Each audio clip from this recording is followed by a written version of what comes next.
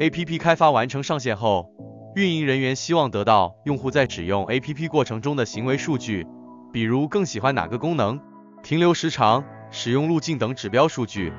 这对于产品的下一步改进非常重要。运营和产品人员有了这些数据，才能更好地设计新功能。今天和大家分享这方面的工具，希望对大家有所帮助。北京木奇移动技术有限公司，专业的软件外包开发公司，欢迎交流合作。Google Analytics。Google 提供的一款强大的网站访问分析工具，也适用于 App 用户行为分析。Flurry。Yahoo 提供的一款免费的移动应用分析工具，可以追踪用户行为，分析用户使用习惯。Mixpanel， 一款专注于用户行为分析的工具，可以帮助开发者了解用户如何使用他们的产品。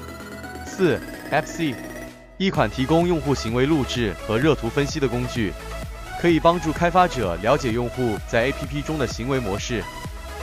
Localytics，一款提供深度用户行为分析的工具，可以帮助开发者了解用户的使用习惯和行为模式。Countly， 一款开源的移动应用分析工具，可以追踪用户行为，分析用户使用习惯。Amplitude， 一款专注于产品分析的工具，可以帮助开发者了解用户如何使用他们的产品。Firebase Analytics，Google 提供的一款免费的移动应用分析工具，可以追踪用户行为，分析用户使用习惯。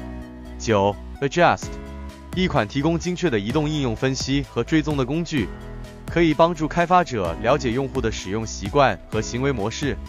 Heap， 一款自动捕获所有用户行为的分析工具，可以帮助开发者了解用户如何使用他们的产品。